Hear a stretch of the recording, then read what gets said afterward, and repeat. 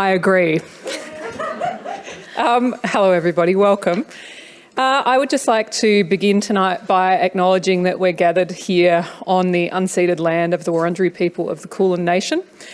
And I pay my respects to their elders past and present, and this always was and always will be Aboriginal land. So thank you all for braving the wind and the hail to join us this evening to celebrate Jess Ho's incredible book, Raised by Wolves. This event is presented by the Wheeler Centre as part of the Melbourne City Reads series, which is generously supported by George and Rosa Morstan. So I'm going to just introduce you first, Jess. Jess Ho is best known for their Take No Prisoners opinions on the hospitality industry. They were the food and drink editor for Time Out Melbourne and have also been published in The Guardian, Food Service Rep, Virgin Voyeur, Time and Tide and Eater, and has contributed to many restaurant guides and cookbooks. They've also been a judge on a commercial network food show, but don't ask them about it unless they've had something very strong to drink. That's the official introduction. So I'm especially proud to be here tonight because I've been very lucky to call Jess a friend for the past decade or so, and I'm very proud of them for writing this unbelievable book. It's brave, it's caustically funny, and it's very poignant, and all of those things are how I would describe Jess. Now, I asked Jess if they wanted to do a reading to kick off tonight, and they politely demurred in trademark Jess fashion, which is kind of like being Muay Thai kicked in the head. So instead, I'm going to read a paragraph that I feel sums up the Jess I know and love. So to set the scene, Jess is in the backyard with their dad. Then my dad did something completely irresponsible but completely in line with his parenting style. He handed his cleaver over to me as he held down the neck of this bird and said, "You do it." There was no question as to what I was going to do. One of my strongest memories as a child is of my dad laying out Chinese newspaper on the tiles of the kitchen once a week, securing his chopping board and smashing through the bones of a whole steamed chicken with the proficiency of the men at the Chinese barbecue chop shop. I knew I wasn't going to tickle this bird to death with the blunt end of a cleaver, which had travelled all the way to Taylor's Lakes from Dad's destitute village in Hong Kong. I was a very weedy kid, and swinging this cleaver took the force of my entire body. Naturally, I did not kill the chicken in one stroke. It took a few chops, accompanied by my dad laughing at how difficult it was for me to kill something that was pinned down like Catherine of Aragon, making way for the Reformation. Well, another kind of reformation was happening because when the head of the chicken finally rolled off the stack of bricks and I watched my dad drain the blood into a bowl to be steamed into jelly for congee, pluck its feathers and remove its guts, I felt some kind of confidence for the first time in my life. Sure, I had killed a living thing, but the infectious disease that my mind inoculated it with did not exist, and I watched it literally being stripped down to become nothing more than food. This is probably how King Henry VIII felt when he established the Church of England. It's way too much power for a 7-year-old to handle, just like the Catholic Church, my father created a monster. I slowly got over all the things that made me anxious. Dirt, let me roll in it. The cold, I'll run around in a singlet for the whole afternoon. Being identified as Chinese? Yeah, just look at my face. Friends? Don't need them. Not excelling at piano? My piano teacher can suck it. Bullying? I've killed a chicken. I can kill you too. Not finishing homework? Are you kidding? I finished it in class while completely ignoring the authority of my teachers. Death? I had no idea what it was like before I was born, and I'll have no idea when I'm gone. So, thank you.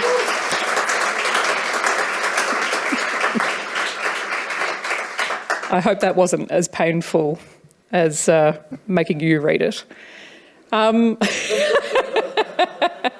We're no longer friends. We're over. It's all over.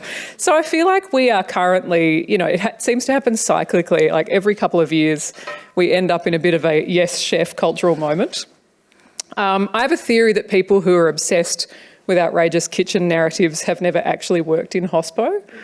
What do you think the enduring appeal is for readers? I think you can look at reality TV in all its forms and understand that people love watching other people behave badly and go, oh, I'm better than them. I'm not this person. And, obviously horrible kitchen stories are way more interesting than rich people behaving badly because there are only like a few things they can do. accidentally lose all their money, accidentally lose all their money naked, accidentally lose all their money in public. Naked. Yes. Yeah, it's funny because I know that you always said you wouldn't write a memoir, and I did also, and now we've both published memoirs. Whoops, what was it that pushed you over the edge finally? Oh, we were in lockdown and I was so bored, and someone asked me and I was like, fine. Fine. Everyone's always asking me about all these stories that I have about hospitality, and I was like, fine. And now you will ask me no more. I can go, just read it. It's like when people go, what restaurant should I go to? I don't know, read the guide I wrote. Yeah, I can relate to the lockdown thing. I mean, did you find that, because writing obviously is a fairly kind of solitary pursuit at the best of times, that solitude of lockdown, did you find that, I guess, a sort of fruitful place to be in creatively, or was it a bit more of a white knuckle hell ride? So I had lunch with the publisher today and described to him my method of getting the book done, which came to him as no surprise. The way I did it was I went, okay, you would like 70,000 words. This is my deadline. Let's do some basic maths. This is my blue sky self-given deadline. And I also hate delivering things on time because for me, on time is late. I may or may not have filed this a month and a half early. Look at your eyes. What? Yeah, and I'm a nerd. Yeah, I know. You said it. I didn't have to sell you out. I think, we swapped a lot of texts during our respective drafting processes, which were of the kind of blood-curdling existential crisis variety. How did you approach that first draft? Because what I think is really interesting about this book is there's a non-linearity to it, which I think is really striking, and that I think maybe some people probably wouldn't expect from this type of memoir, or memoir full stop. Did you set out to write in that mode, or did that kind of come to you through the drafting process? Well, my first chapter outline was like, I don't want any of me in this. I'm going to write this as a survival guide to hospitality to warn people about what they're getting into, not necessarily warn them away from the industry, but be like, if you're going to do it, don't be a dickhead. And it worked for the first couple of chapters, but then it got really boring because it's kind of like, it's like a self-help guide. There's only so many self-help guides you can read. And in hospitality, like, really? You didn't do that? So, yeah, I had to write myself into it, unfortunately. You're welcome. Did any of that initial chapter outline / self-help version remain, or did you excise that? It actually came out in the same order. But with more interesting stories. Yeah. And I think a lot more of me in there, obviously. Thank God. I feel like hospo memoirs are often family stories in disguise as food writing. So we sort of come to them for that sort of secondhand, thrill of reading, hopefully food described really beautifully. But there's often that kind of core of a family story. And I guess the idea of found family, and to use your own words again, you wrote when you were getting into hospo when you were quite young, I gelled more with hospitality people. No one's pasts were used against them. Being book smart was irrelevant, and everyone was unapologetically themselves without the threat of HR being involved, and there was easy access to all forms of mind-altering substances. So I feel like the idea of found family is, often a charged notion or a sort of contested idea. But I feel like if my extremely distant memories of working in hospitality are anything to go by, it's also really true of the food and drink industry. What do you sort of think leads certain people into that line of work? The idea of sitting behind a desk sounds horrible. And yet I do that now.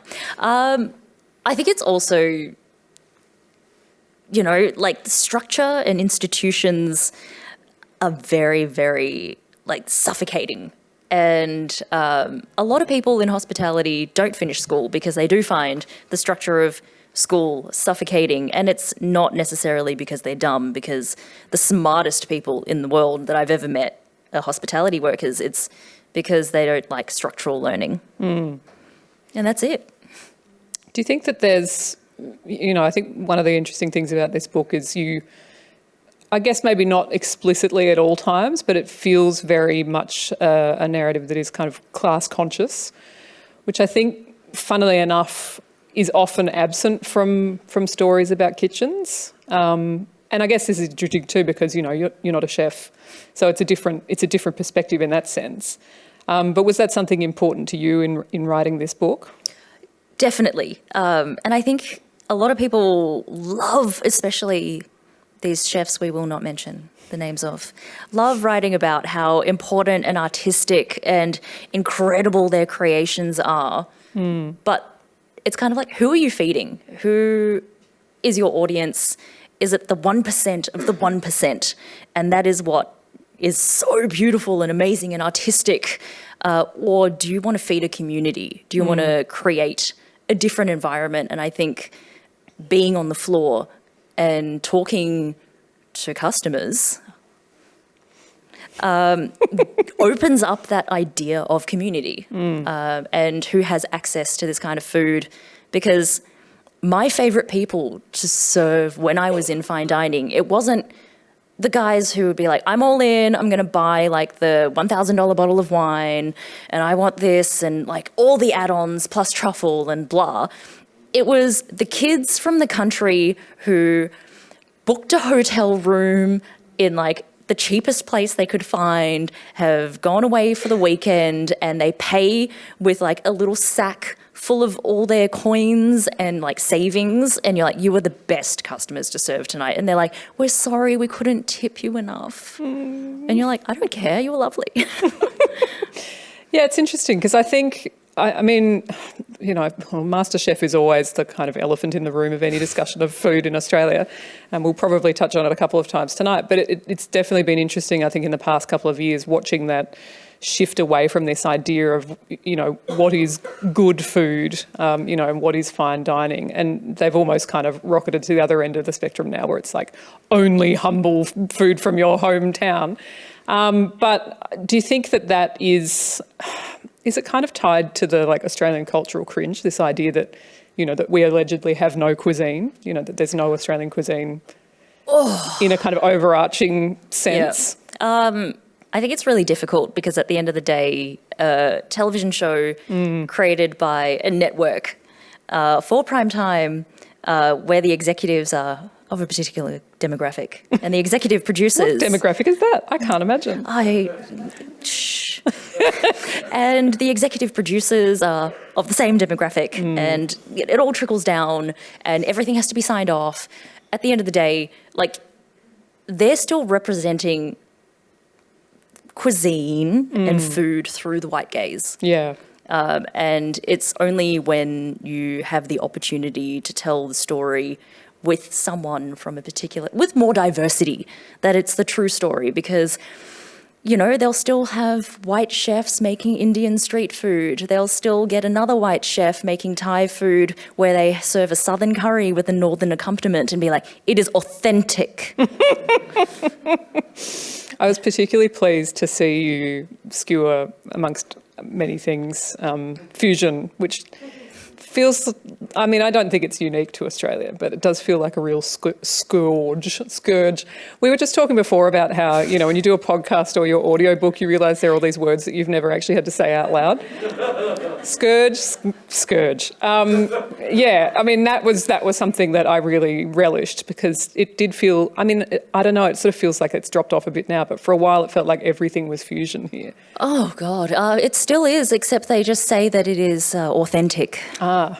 It is authentic and modern. It's modernly authentic. Is this like that restaurant, I think in Belgrave, that used to have a marquee that said, we specialise in, and it was like 4 or 5 different completely disparate cuisines, which I kind of loved. It was like, we specialise, it was literally like, Italian, Indian, Mexican and something else. Like, is that the pan? Is pan the new fusion? I think pan is the new fusion. One of my friends, who is actually the person from the first chapter that I'm eating ramen with, sent me a message yesterday. It is like, this menu is so wild, but I kind of want to eat it. And it was like regional Chinese hot pot dishes and then burgers. It is like, not going to lie, those hot pot dishes look really great. And it's like, if I eat a burger, I'll tell you how bad it is. Oh my God. So I think, for a long time you were one of those voices in Australian food writing or sort of food writing adjacent. Obviously social media was a big part of it. Along with the dearly departed Cooksuck, I felt like you were one of those very keen kind of commentators on the Australian food discourse. What is it that you love about writing about food as opposed to working with it? I guess working with food, you're providing a service. So you're always going to be its biggest champion and not point out faults. And you'll be like, oh, what a great thing. You're worried about everyone's experience. What a great hot pot burger. Yes, delicious. You're worried about everyone's experience. You want them to have a good time. You don't want to mar their good time with pointing out all the faults from service that night, which you are yourself experiencing. But I think writing about food, there's so much more to it. It's not just about what makes it to the plate, what is technically done well. It's the right temperature, it was cooked a particular way, but you also get to tap into culture and politics, which I think is really, really important, especially to get away from all the pan. To get away from the hot pot burgers. Wow, that's really blown my mind. I think one of the things that I read this week, because obviously getting ready for this event, I was very much enjoying watching your book, go out into the world and seeing all of the reactions to it, having read it, earlier. I think it was Sophia Levin said it had a poignant front of house perspective of hospitality from the all-seeing eyes of someone who isn't a white man. Do you feel like that front of house positionality, if you like, was a way to cut through some of that myth making about food, and particularly, I guess, what we kind of expect a food memoir to be, which is typically a chef memoir? Well, first of all, I didn't bang anyone in the toilets. Mainly because I noticed if you're not on the floor, your section is gone. It's falling to pieces. You're in the weeds. There is one truly amazing women's toilets anecdote, which I feel like I won't spoil for anyone who hasn't read the book, but it was very true. It's very, very disgusting. It haunts me to this day. The smell is in my nose. Not that one. Oh God, I think people needed a front of house perspective, especially because every chef who writes a memoir is very brilliant, is an artist. You cannot compare all the things from their past that is now in this dish. It is pain, it is glory, and now it's in your mouth. Whereas, when you're a front of house person, first of all, back of house treats you like crap. The customers treat you like crap. Your colleagues treat you like crap with affection. But it's very humbling. It's a humbling experience. You kind of see the best parts of people, but you also see the worst parts of people. And then you can categorize and go, the worst parts of you are actually not that bad. And it gives you this incredible filing system for humans that back of house don't have, because their only interaction is with front of house, and according to back of house, all the front of house are pains in the asses. But we're just the messenger, and you just want to shoot us. That filing cabinet full of people, what was the process of, deciding who you would pull from that archive when writing this book? Well, I don't want to get sued. I don't want someone else to get sued. I don't want to out someone else's terrible story that they haven't told people who should know, who shouldn't know. Those little things. Don't want to incriminate anyone. But I think, just pulling these, and also I wanted to tell my story, and even though other stories from other people were a lot more interesting or devastating or hilarious, I'm like, no, I should only incriminate myself. This is my mess. To what extent, like, what was that dance like? Because I think, you know, writing a book, which I guess also I went into in a similar kind of headspace to you, which was, it's a memoir, but I don't want it to be, but it's sort of at arm's length, and it's about me, but it's also about other stuff. I'm using myself to kind of tell these broader stories. What was that balancing act like in terms of working out when to, you know, focus on yourself, if you like, and when to kind of pull back to that wider focus? I think it kind of goes back to what perspective has not been offered in the hospitality story yet, or what story needs to be told that hasn't been told enough or with a particular insight. And at the end of the day, we are all telling stories about the human condition. And I think in hospitality, especially pre-COVID, everyone treated waiters like robots. Whether they were front of house or back of house, you know, you look at your colleague and you're like, what do you mean you didn't show up for work today? You only have the flu. Soldier on. Yeah, you know, just take a couple of Codral, have a shot, you're good. Yeah, was it bittersweet writing through COVID? I mean, we're still in it, but I think, you know, writing in 2020, there was a genuine kind of existential question mark about so many things.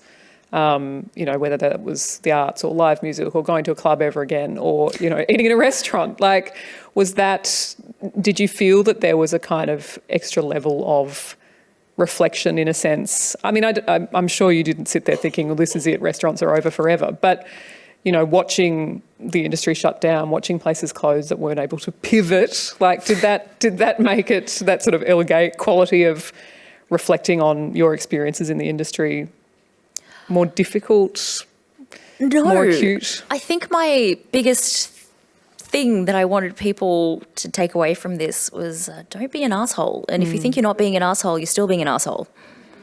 And just kind of regulate, you know, we're not saving lives. I know you're hungry, but you're not going to die if your food doesn't get to your table in the next 5 minutes. And if you need your food quickly, maybe have that conversation with your server and they can direct you to the proper dishes to order. On the topic of fast food, or food being delivered fast, actually, I really enjoyed, there are so many, you know, small anecdotes in this book, which are just, you could expand out to a whole book or a whole chapter, which I loved about it. It felt like a very dense read. But one of the ones that I was really struck by, because, you know, to my great shame, I mean, I'm autistic, I eat a lot of chicken nuggets. I like the idea of great food, but I wouldn't say I have a limited palate, but it was really nice to read you talking about fast food restaurants, because I think people would perhaps go into a book like this thinking, surely everybody in the, you know, real food business looks down on the big four. And it was a fascinating little detail that you said, what is it, that if you've worked there, you should keep it on your resume. Basically, if you work in one of these big restaurants, whether it be Macca's or Hungry Jack's, Macca's, Jackers, Kentuckers, all of those, it's like you are taught a system. You are taught a system, you have to learn it. You don't have your notes with you. Customers are either irritable, drunk, in a rush, and you just have to deliver them the experience. And they want consistency. And it doesn't matter where they are. If you're in a country town, if you're overseas, they want consistency. And having worked at one of those places demonstrates to an employer that you understand systems and that you understand a particular standard and that you know how to clean yourself.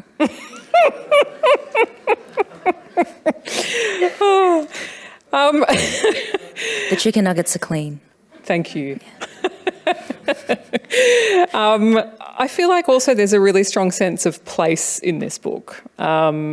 And it was interesting, the anecdotes and the passages that I felt really kind of resonated strongly. I was often surprised by that. Like, there's one sequence where you go to Crown with, you know, with a friend, and it's a very entertaining chapter. And I was really struck by this feeling of, how dare they make me feel nostalgic about the Crown food court? Like, And in the book, it's just, you're just passing through, you know, on the way to the High Rollers Lounge. But did you kind of rethink your relationship to Melbourne in writing this book? You know, was it an opportunity to kind of reflect on how the city has played a part in your life and in your work?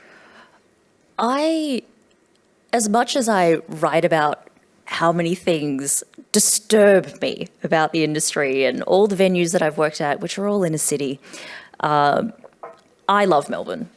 I love all the uniqueness Melbourne has to offer and all the horrible things that we have here as well, because all the good things wouldn't be appreciated if we didn't have the disgusting things like Crown. And, you know, you can't really tell a hospitality story without a scummy visit to the Crown or any to the casino. Bain-Marie. Oh, God. Those delicious smells. They are not clean chicken nuggets. No, they're not. I don't think anything's clean there. But yeah, there's a very kind of live, I think that sort of sensory quality to this book is really strong. And I wonder also how you kind of balance that with, you know, those sort of scummy moments and in some cases, you know, quite traumatic things that you've written about. But I think what really struck me the whole way through was it has this very clear-eyed, unsentimental tone, which is very you. But in doing so, in kind of playing it straight, in a way, it felt almost more moving than if you tried to kind of wring every ounce of pathos out of it. And I can imagine in less capable hands, you know, some of these experiences might have been written about either with too much sentiment or sort of scandal or sensationalism. Was it tricky to navigate that? I guess there's a demand out there for, you know, what we might call misery memoir. I think when we were writing the first person industrial complex that we both kind of held at arm's length for a long time, like what was that process for you, and you know, how did you keep yourself safe writing through that? I think what a lot of people want, and I like, you know, in the process of, you know, pitching and getting someone to be like, would you like to write a memoir? I was like, well, I don't want it to be trauma porn. And there's so much trauma porn out there, especially from non-white people, non-male people, and they expect it from anyone who isn't a cis white man. And I was having this conversation with one of my very well-read friends, and she says, if I'm not being triggered, it doesn't feel like I'm reading. And I'm like, it's easy to be triggered. You don't need to take the knife, plunge it in, twist it around, you know, light it on fire. Like, you can just mention something. And I kind of had that in the back of my head. I also very recently read A Little Life, and I was like, this is just so much trauma. That groan of revision. So much trauma porn. And, you know, I angrily read it to the point where I was like, I need to get to the end now. And there's just so much, like, I didn't want to tell it like that. And I also was very conscious of not telling a story that would deprive Melbourne of future generations of hospitality workers. That being said, I have received some DMs from people going, that's it, I'm leaving. You've solidified what I've been thinking about all over COVID. And I'm like, oh, I'm sorry, Melbourne. Well, I was wondering also, you know, you talked about how that's not something that's expected of a certain demographic of authors. Did you feel that pressure to, you know, represent as a kind of model minority, if you like? Because I think, you know, well, we mentioned MasterChef before, and obviously, funnily enough, I feel like cooking shows are often where we see diversity on TV, where, you know, Neighbours, may it rest in peace, took a long time to come to the party. You know, we could look to either cooking shows or docu-reality, whatever they call it, factual entertainment, to see people who weren't people who looked like the executives. But, you know, I'm thinking about, there's a passage in the book where you write about wrestling with that sense of guilt at working in the pan industry. I should just note, I'm not talking about pansexual people. I'm talking about like pan-Asian. And you're talking about working better in the other pan. You're talking about working within this idea of, cultural appropriation, which is just rife. It still is. We feel like we've kind of had a great success when somebody has to change their menu and, not have cocktails named after war crimes. But you talk about how you've got this idea of, one bad Asian makes us all look bad. Like, was that something difficult to navigate as you were writing it, or was it not even on the table? It was kind of in the back of my head because at the same time, like, I grew up in a time where it was like, I want to make myself less Asian because then I'll fit in. And then I just swung all the way back around and was like, you know what, I'm really Asian. Like, I can't hide this. My food's delicious. Yours is dry. It's true.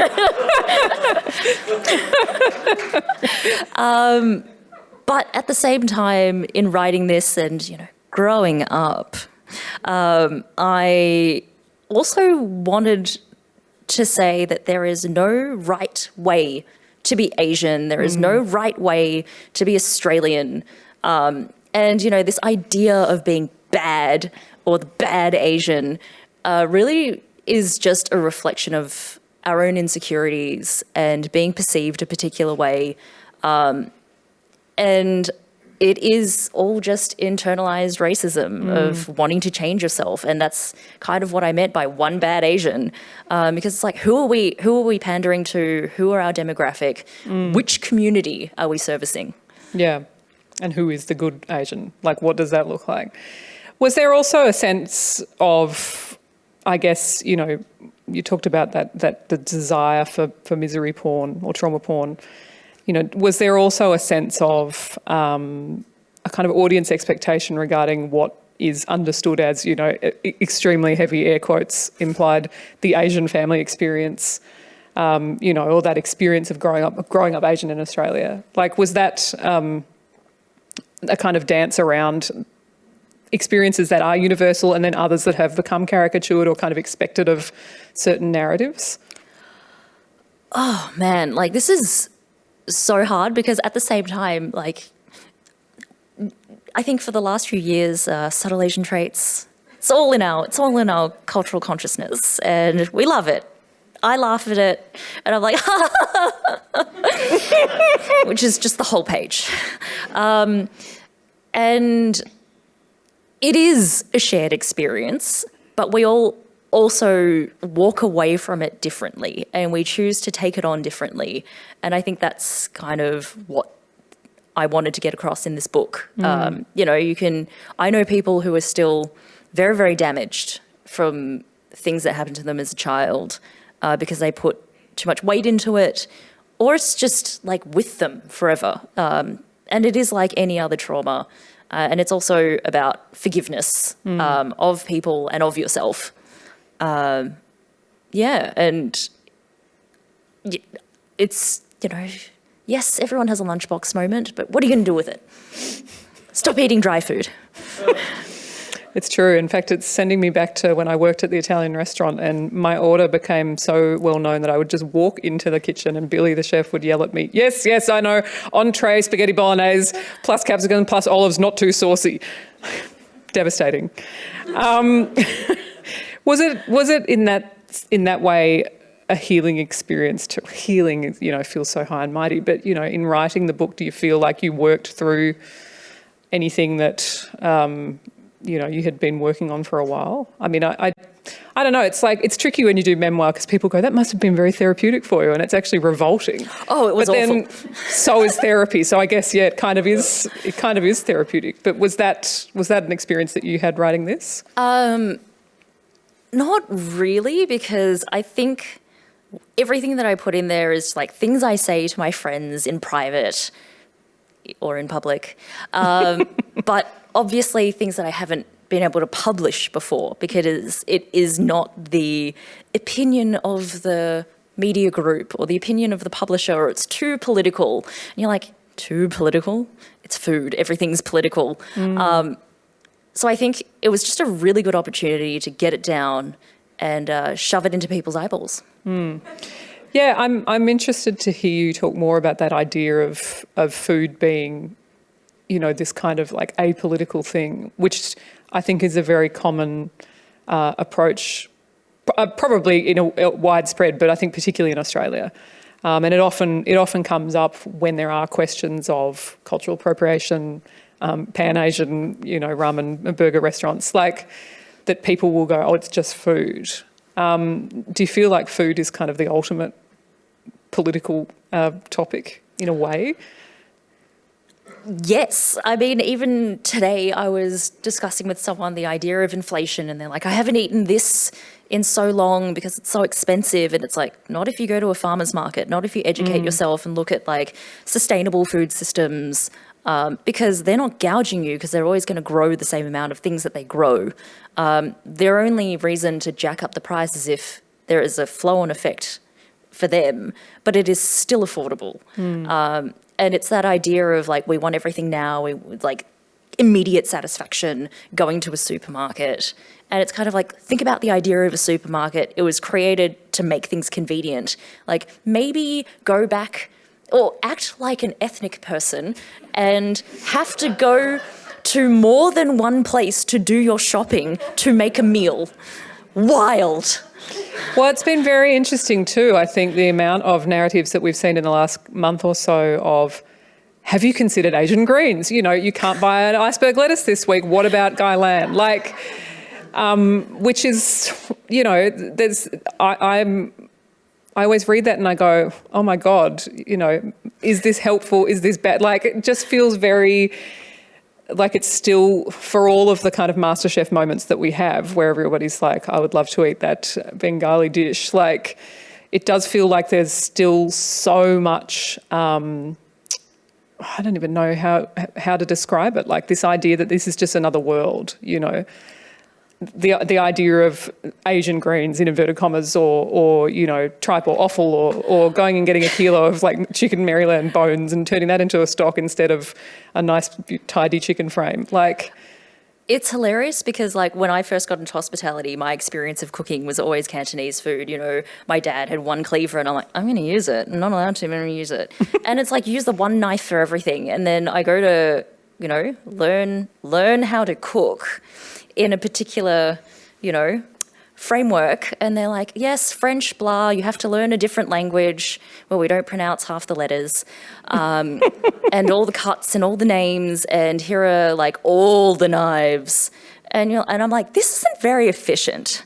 But I learnt it. And I think I kind of went into the food industry with that perspective of like, I don't know what to do with this. I guess I'll figure it out. And I think the general public need to like figure it out, like mess it up a few times, understand if you like the flavor or not. Like I feel that because of food media, and yes, I'm guilty of like causing part of that hype around certain things. Yeah, it's all your fault. This is actually an intervention. It's one of those like, do you know what you actually like? Or are you just liking things that people tell you to like to look cool? That's it. And you're not that person because chicken nuggets. Chicken nuggets. I've really sold myself short. I do eat other things, but I do also eat, a microwave cheeseburger. I'm not ashamed to admit it. And they're always on sale.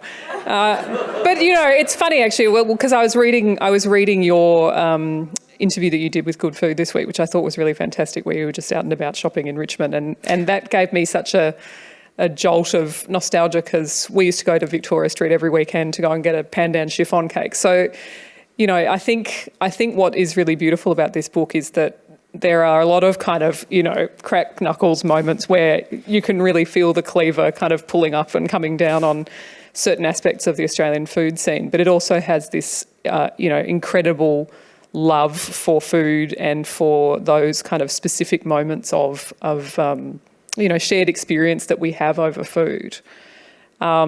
So, thank you for that. And I hope that comes across. Like, is that something that you hope that people get from this book? Oh, totally. I want people to understand that food isn't entertainment and they can have a good time and consider it and think about it and walk away with it leaving an impression on them that isn't just, wow, I spent a lot of money. I mean, I haven't done a lot of fine dining. I was taken to a couple of restaurants back in the day when you could claim lunches for tax, and they were very nice. And I'm not the sort of person who would go, all fine dining is meaningless. But I do think that the moments that you remember are typically, in saying this, I sound like someone who hasn't been to a Heston Blumenthal restaurant, I guess. But, I feel like there were moments in your book which really kind of brought home that idea of sometimes those really powerful moments with food being very humble. I think there's a misconception with food and, with dishes that more is more. More is fantastic. More is like this cerebral thing that you have to dissect. Whereas the hardest things to make taste good have the fewest ingredients and is probably only one technique, and you get one chance to make it good. And we've lost the appreciation for that. I don't know if anybody else follows Jess on Instagram, but they have been making bread for a couple of years now. And I've been documenting it for a couple of years. It's incredible. The previous ones, not so good. But I really appreciate watching you try that, and also these very satisfying bread squish videos, which, speak to me and my autistic soul. But it's nice to watch you documenting the process of things not necessarily working out either, because I think that is a real barrier for a lot of people with food and with cooking it themselves, but I guess also choosing where to eat. The idea that if you choose to go and try some cuisine, or you go to a restaurant and you don't like it, or it wasn't so good, oh, well, everything's ruined. I'll just go back to my cow path to the supermarket to buy my $12 iceberg lettuce. I feel like at these sorts of events, and we are going to have some audience questions, I should just say, in case anybody's thinking ahead. But I feel like at these sorts of events, you often ask the writer, oh, what are you reading at the moment, or what are you working on next? But I'm interested to know, what are you eating at the moment? Is there anything that you've eaten recently which has really blown you away? I am forever trying to find just really beautiful ethnic cuisines, whether it is Laotian, Cambodian, Vietnamese, Sri Lankan, anything that is just something that I would get from someone's mum. To me, they are the best meals. And, I was having this conversation with my publicist yesterday where it's everyone goes out for pho, blah, blah, blah. That's kind of the measuring stick. And it's no, you will never get better pho than from someone's mum, because they have been labouring over that with the best ingredients, where it's the freshest stuff, and that broth hasn't been going for 6 hours. It has been going for 48 hours, and you can taste everything. And then there's that generosity and, the family secret that they will not pass on. And, they're just sitting there with their hands clasped going, do you like it? Do you like, and even if you go, this was incredible, I've never had a better bowl, they're like, but really? Tell me again.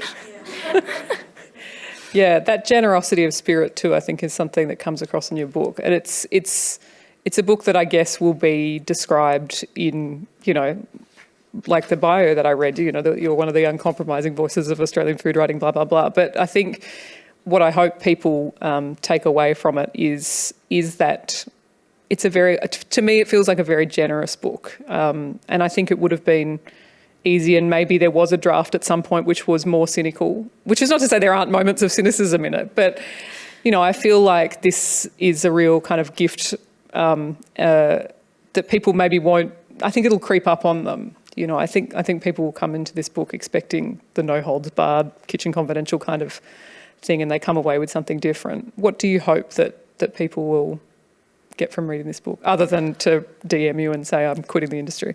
I just hope people have a better appreciation for other people in general, from all walks of life and all classes, all backgrounds, because at the end, this book is about people. It's kind of about my interaction with people and how much I appreciate them. And we are not robots. Who knew? So we do have a couple of roaming microphones out in the audience, and we've got some time for some questions. I just want to make a note before we kick off, just in case anybody was thinking of asking any questions about abuse or suicide, that we'll just keep them off the table for Jess's safety and also anybody else in the room who might not feel like they want to hear that sort of stuff discussed. If, however, you would like to ask about Hot Idiot or any of the other salacious gossip in the book, this is your chance. I don't actually know where. I think the mics are like on the side of... There they are. Anybody? I think there's one down the front. I'm not holding my hand over my eyes to see you. Sorry, I was told not to do it. It's Stephen A. Oh, hello. Is this on? Yes. Hello, Cleveland. Jess, one of the things I love about, well, knowing you, but also in the way that you write, and particularly in this book, and I think you've touched on it as well in your questions today beautifully, is that idea of people. And you know, it can be a cliche, but when you're in the, you know, the height of service, there is that kind of, we're all in this together. So I just wondered if you'd maybe want to, I guess, share one of the most, you know, it's really easy to tell the horror stories, but could you share one of the most beautiful moments that have happened when you've kind of been mucking in on one of those days, as I know very well, when hospital gets a bit crazy? Oh, there are so many good service stories where everyone's just got everyone's back. Like, you know, it could be a situation where you're like, okay, I have just worked like 4 doubles in a row because everyone has the flu. I know you've worked 5 doubles in a row because everyone has the flu. And it's just kind of like, you know what? We're going to do this. We're going to do it all right. We're going to get through. And then, you know, that one person who goes in for their first shift can see that everyone's suffering. So they make little snacks with all the fruit garnishes for cocktails in the bar, and they're just like, here. Or they just put it straight in your mouth, or they make a little teapot of rum. and they're like, we are drinking tea. It is the same color. We're fine. But, you know, it's those little things, and like they're small actions, but they're very, very generous. And even, you know, old chefs that I had who knew that I was just so burnt out, and, you know, I didn't work a double shift, so I wasn't entitled to a staff meal according to the restaurant's rules, but they snuck away a little plate for me, and they're like, please eat. You look like death. I feel like that generosity is something that if you've... I don't know what the, like, minimum amount of time spent in hospital, maybe 6 months a year, you know, but like I feel like it doesn't leave you. Like, you know, I worked in that Italian restaurant for 2 years, and I still feel like there are moments in your book where you talk about going to somewhere that's getting slammed, and, you know, you and a mate will like go and bust some glasses or help out behind the bar or like help the kitchen. And I feel like, you know, that feeling of camaraderie doesn't leave you. Oh no, never. Like, even when I had my bar, there was one night where all the systems were run off something online. And online went offline. And who knew that no one knew how to write orders anymore? And it was a Friday night, and we just got broad shat. There were people lining up in the rain to get in, and I was like, we can do this. And someone who had quit the bar industry was like enjoying not having, you know, bar rot fingers for the first time in their life, came in for a drink because they were like, I have a Friday off. And he's like, do you want me to clean up? Do you want me to do this? Well, like, and you're just like, no, you're a guest, but thank you. And that it never leaves you. Like, you just can't say no when someone's going down. I was going to say, is that a going down moment? Yeah. Is there another question? I think I heard a microphone tap somewhere.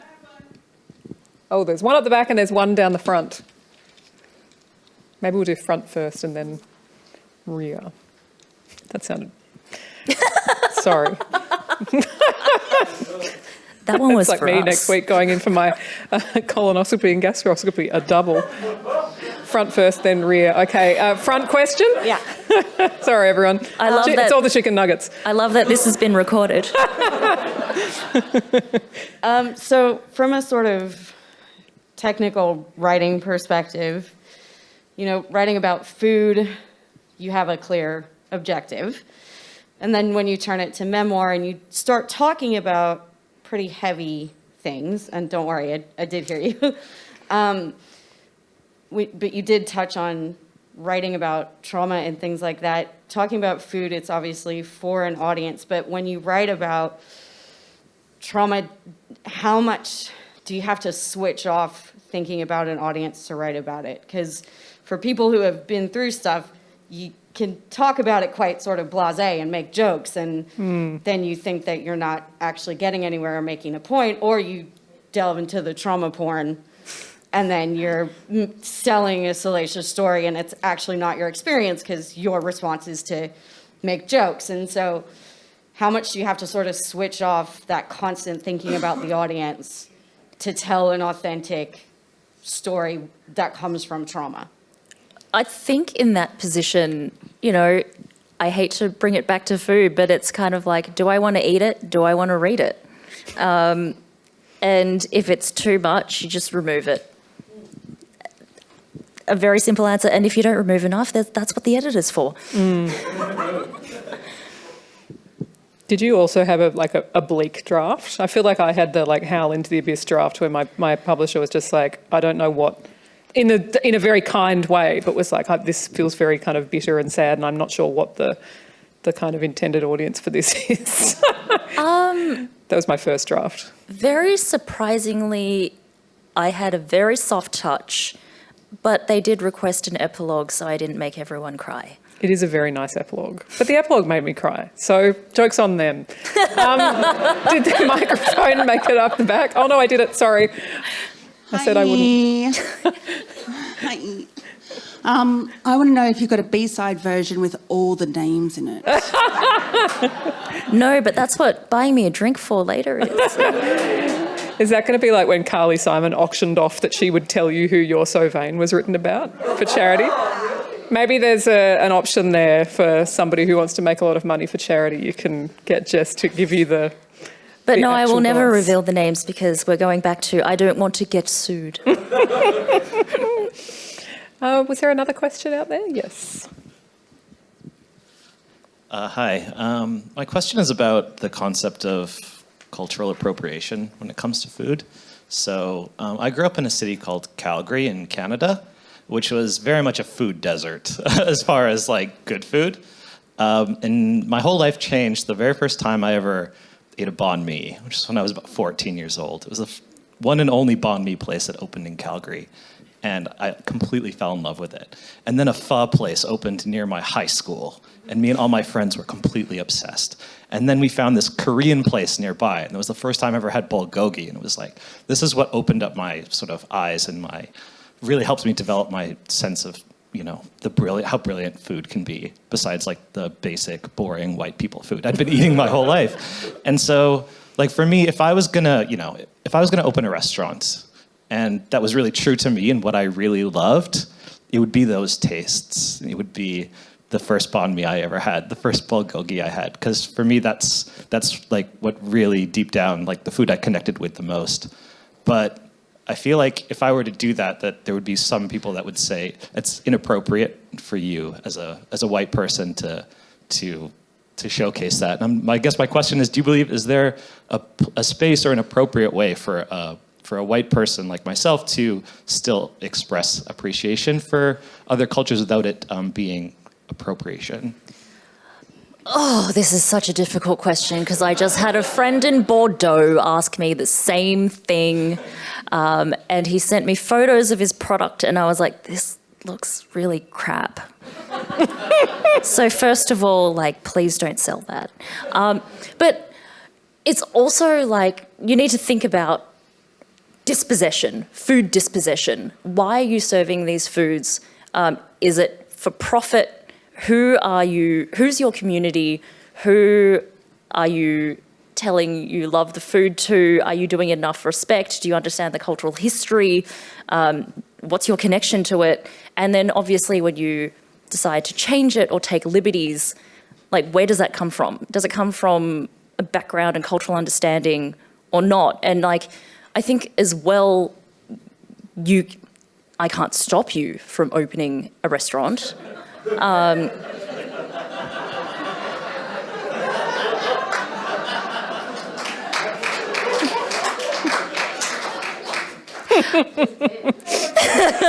Fatality.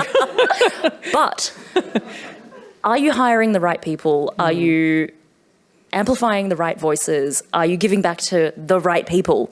And kind of at a certain stage, you'll be like, oh, what is my role in this then? And I think you just have to ask yourself those questions. Do you think it's a question of collaboration? I think it's a question of respect. Yeah. Well, I was wondering also, this idea of like the Bun Me Price Index. I mean, some of you have probably seen that meme with a whole bunch of cool haircuts, and it said, when this haircut appears in your neighbourhood, the price of bun me is going up. But there is this idea that, certain foods, and they are typically ethnic foods, should be cheap, that we don't value them in a way that, say, we value, I don't know, a French patisserie or something. Oh my God, it's like I made a podcast to prepare for this question. Well... It is called Bad Taste. Listen to it. It's very good. It's very good, and their mic technique is exceptional. Thanks, Beth. Look, it's that question of like, why does it have to be cheap? Are the ingredients cheaper? No. Is the labour cheaper? No. Are there like different regulatory rules for them? No. Are they still going to be stung for tax and whatever evasion and... like paying people properly? No. But also at the same time, it's like the only reason why something is cheap is because someone down the line is getting effed. And, you might complain about the price of something, but it's kind of like, okay, why are you complaining? If you're going to spend X amount of dollars on something else that is made with less consideration or the same consideration, what does that say about you and how you value other cultures? It really breaks my heart. Like, it's a sign that you see so often. I went into my local Vietnamese bakery the other day, and there's a little handwritten sign saying, basically like, we're so sorry, we've got to put the price up 50 cents. That there's this expectation that this is a place you can just come and throw some change on the counter and get amazing banh mi. What do you think? Because I think there's some interesting grassroots stuff happening with like young chefs and business owners who are saying, no, you can come here and our banh mi is $15, not $6.50. Like, what do you think is... Do you feel like we're kind of slowly starting to head in the right direction in that sense? Is there a more of an appreciation for the value of food? I hope so. But at the same time, I hear these stories from people who charge the correct amount for their food, where people from their own community and maybe, white people will be like, why is this the price? There are horror stories. I see things on TikTok where they're like, is this the most rip-off insert dish here I've ever had? Oh, gentrification. And it's kind of like, do your research. Everyone just do your research. And again, internalized racism. Why do you want your own food to be so cheap? Have you not made it before? And a lot of things that I've encountered is that people in my generation don't know how to cook their own cultural cuisine because their parents did it for them and they only go out for it and they're like, it's not as good as my mum's. It's like, yeah, it's not as good as your mum's because your mum uses like the most expensive things they can find. It's super fresh. They probably killed it themselves. They probably grew their own crap to garnish it with. Of course, it's not your mum's. Is there any, I think we've got time for like one more question. Is there another hand floating? There it is. I want to know how you picked the cover image. That is me. But why this picture? Sorry, stock image, Asian bowl cut, emotional damage. $2 purchase, yes. Alamy.com. So basically, the publisher wanted a photo of me on the cover because, like all memoirs, if there's a photo of you on the cover, it sells more. Oh, is that the mistake I made, putting glitter on the front cover of my book? I think your book has sold quite well. But, you know, I am also like, I write because I don't want to be seen. So the compromise was use a very traumatic photo of me from the past, giving you the death stare at 3 years old, because that is a loophole. There is always a loophole. But also not, like, do the face. Like, yeah. That... I feel like that was my first impression of you. And then I learned I was wrong. Well, I think we've... Oh, maybe there's room for one more. Has anyone got a small question? A small... Yeah! Hey, that sounds like a guy who knows what he's talking about. That sounds like a guy who gets commission. Yeah, what is next? All right, we can't avoid it. I've asked you what you're eating, but yeah, do you have plans to write anything else? Because I think there are going to be a lot of people hungry to hear what you've... Sorry. You're fired. Time to drown myself. I will be writing a novel with a firm. Fiction, yay! Yay! Yay! That's great. So when people come up to you and say, oh, I love that character that you created for this book, and you say, actually, they're real, you can say, but wait till you see what I am writing next. Well, you know, let's face it, everything in fiction is based on some asshole. That's right. And on that note, Jess, thank you so much. And thank you all for coming. Mary Martin Bookshop are up the back and will be selling copies of Jess's book, if you don't have one already, for the Melbourne City Reads price of $23 this evening. This event was presented by the Wheeler Centre as part of Melbourne City Reads and generously supported by George and Rosa Morstan. But most of all, I would like to thank Jess Ho for writing one of the best books I have read in a long time, and a book that I think is going to change a lot of people's lives and hopefully open some minds. The sign's telling me time's up. So please, round of applause for Jess.